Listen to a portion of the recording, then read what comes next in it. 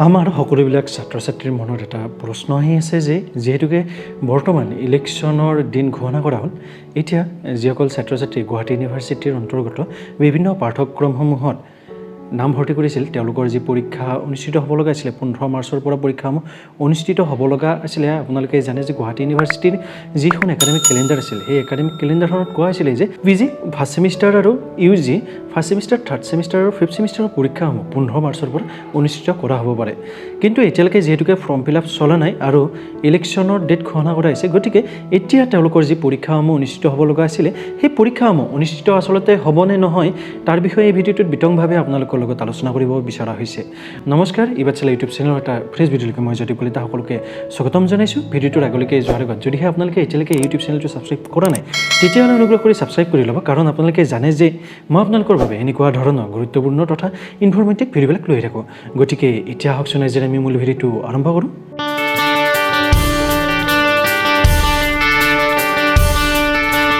আপোনালোকে নিশ্চয় এই কথাটোৰ লগত অৱগত হৈছে ইতিমধ্যে যে অসমত আপোনালোকৰ তিনিটা পৰ্যায়ত তিনিটা ফেজত ইলেকশ্যন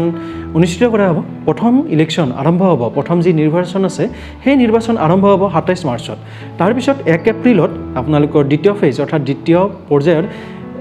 নিৰ্বাচনসমূহ আপোনালোকৰ অনুষ্ঠিত কৰা হ'ব তাৰপিছত 6 এপ্ৰিলত আপোনালোকৰ শেষ পৰ্যায় অৰ্থাৎ তৃতীয় পৰ্যায়ৰ নিৰ্বাচনসমূহ অসমত অনুষ্ঠিত কৰা হ'ব ইয়াৰ পিছত আপোনালোকৰ যি নিৰ্বাচন ফলাফল ঘোষণা কৰিব লগা আছে সেই ডেটটো হৈছে আপোনালোকৰ 2 মে অৰ্থাৎ আপোনালোকে গম পালে যে 27 মাৰ্চত নিৰ্বাচন অনুষ্ঠিত কৰা হ'ব তাৰপিছত 1 তাৰিখে দ্বিতীয় ফেজৰ নিৰ্বাচন অনুষ্ঠিত কৰা হ'ব তাৰপিছত আপোনালোকৰ 6 এপ্ৰিলত তৃতীয় পৰ্যায়ৰ নিৰ্বাচন অনুষ্ঠিত কৰা হ'ব 2 মেত ফলাফলসমূহ ঘোষণা কৰা হ'ব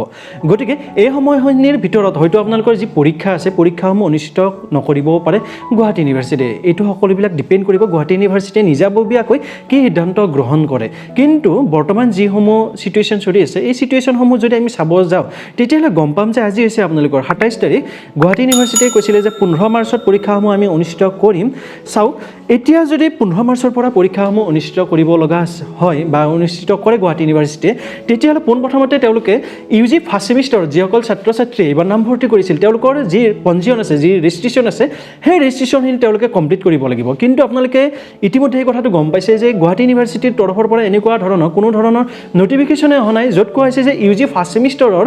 যি ৰেজিষ্ট্ৰেশ্যন আছে পঞ্জীয়ন আছে পঞ্জীয়নসমূহ ইমান তাৰিখৰ পৰা কৰা হ'ব গতিকে যি পঞ্জীয়ন আছে পঞ্জীয়নৰ বাবে আপোনালোকে যদিহে আগতে গুৱাহাটী ইউনিভাৰ্চিটিতে নাম ভৰ্তি কৰিছিল অৰ্থাৎ বৰ্তমান থাৰ্ড ছেমিষ্টাৰ বা ফিফথ ছেমিষ্টাৰ বা পিজিত অধ্যয়নৰত অৱস্থাত আছে তেতিয়াহ'লে গম পাইছে যে গুৱাহাটী ইউনিভাৰ্চিটিয়ে অতি কমেও আপোনালোকক 15 দিনমান পঞ্জীয়নৰ কাৰণে সময় দিয়ে তাৰ পিছত এটা কথা যে যি আপোনালোকৰ পৰীক্ষাৰ ফৰ্ম ফিল আপ আছে পৰীক্ষাৰ ফৰ্ম ফিল আপৰ কাৰণে আপোনালোকক ধৰক 10 দিন 15 দিন সময় দি দিয়ে তাৰ পিছত আপোনালোকৰ যি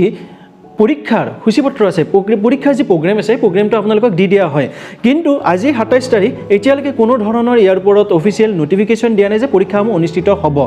গতিকে আমি এইটোৰ পৰা এইটো অনুমান কৰিব পাৰোঁ মই ব্যক্তিগতভাৱে মই এইটো অনুমান কৰিছোঁ যে 15 তাৰিখৰ পৰা গুৱাহাটী ইউনিভাৰ্চিটিৰ যিসমূহ পৰীক্ষা আছে সেই পৰীক্ষাসমূহ অনুষ্ঠিত কৰা নহয় আৰু যি নিৰ্বাচনৰ 3 নম্বৰ ফেজ আছে অৰ্থাৎ আপোনালোকৰ 6 এপ্ৰিলৰ আগত হয়তো আপোনালোকৰ পৰীক্ষাসমূহ অনুষ্ঠিত কৰা নহয় গতিকে কি কৰিব পাৰে 6 এপ্ৰিল গ'ল 6 এপ্ৰিলৰ পিছত আৰু আপোনালোকৰ 2 মেৰ আগত এই মাজত যি সময় আছে এই সময়খিনিত হয়তো আপোনালোকৰ যি পৰীক্ষা আছে পৰীক্ষাসমূহ গুৱাহাটী ইউনিভাৰ্চিটিয়ে অনুষ্ঠিত কৰিব পাৰে ইয়াৰ পিছত মোৰ মনত আৰু এটা প্ৰশ্ন সদায় উদয় হৈ আছে যে যদিহে কৰোনা মহামাৰীয়ে এই সময়খিনিৰ ভিতৰত কিবা এটা নতুন স্পাইক দি দিয়ে ছেকেণ্ড ৱেভ আহি যায় কৰোনা মহামাৰীৰ তেতিয়াও হয়তো আপোনালোকৰ যি পৰীক্ষা আছে পৰীক্ষাসমূহৰ ওপৰত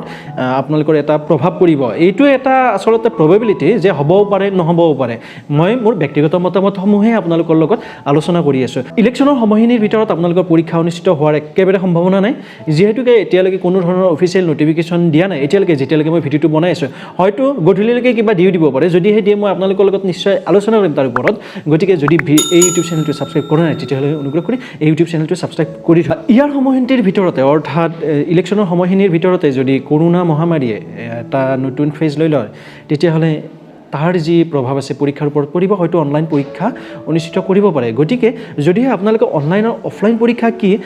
ক'ৰ কি বিশেষত্ব ক'ত কি সুবিধা আছে ক'ত কি অসুবিধা আছে সেইটো নাজানে তেতিয়াহ'লে মই আপোনালোকৰ বাবে এটা পৃথক ভিডিঅ' বনাম য'ত অনলাইন আৰু অফলাইন পৰীক্ষাৰ ওপৰত আলোচনা কৰিম অনলাইন পৰীক্ষা দিলে আপোনালোকে কি কি বিশেষ সুবিধা পায় তাৰ বিষয়ে আপোনালোকৰ লগত ধুনীয়াকৈ আলোচনা কৰিম যদিহে আপোনালোকে সেই ভিডিঅ'টো বিচাৰে কমেণ্ট কৰি জনাবলৈ নাপাহৰিব গতিকে এই ভিডিঅ'টোত ইমানেই আছিল আশা কৰোঁ আপোনালোকে এই ভিডিঅ'টোৰ জৰিয়তে কিছু পৰিমাণে হ'লেও উপকৃত হ'ল যদিহে ভাবে এই ভিডিঅ'টোৱে আপোনালোকক কিছু পৰিমাণে হ'লেও উপকৃত কৰিছে তেতিয়াহ'লে অনুগ্ৰহ কৰি এই ভিডিঅ'টো আপোনালোকে লাইক কৰিবলৈ নাপাহৰিব এই ভিডিঅ'টো আপোনালোকে আপোনালোকৰ যিমানবিলাক বন্ধুবৰ্গ আছে বন্ধুবৰ্গৰ লগত শ্বেয়াৰ কৰিবলৈ নাপাহৰিব ইয়াৰ পিছতো যদি আপোনালোকৰ মনত কিবা প্ৰশ্ন আছে তেতিয়াহ'লে কমেণ্টতো সুধিব পাৰে নহ'লে ডেছক্ৰিপশ্যন বক্সত টেলিগ্ৰাম গ্ৰুপৰ লিংক আছে আপোনালোকে তাত গৈ কিনেও আপোনালোকৰ মনৰ প্ৰশ্নসমূহ সুধিব পাৰে এই ইউটিউব চেনেলটোত যদি নতুন বা এতিয়ালৈকে যদি এই ইউটিউব চেনেলটো ছাবস্ক্ৰাইব কৰা নাই তেতিয়াহ'লে অনুগ্ৰহ কৰি এই ইউটিউব চেনেলটো ছাবস্ক্ৰাইব কৰি ল'ব যদিহে ভাবে কিবা মই নক'ব লগা কথা ক'লোঁ বা ফুল ইনফৰমেশ্যন আপোনালোকৰ লগত শ্বেয়াৰ কৰিলেও তেতিয়াহ'লে অনুগ্ৰহ কৰি মোক ক্ষমা কৰি দিব অন্য এটা ভিডিঅ'ত পোৱা প্ৰতিশ্ৰুতিৰে আজিলৈকে মই যদি কলিতা এই ভিডিঅ'টোৰ পৰা বিদায় মাগিব বিচাৰিছোঁ ধন্যবাদ জয় আই অসম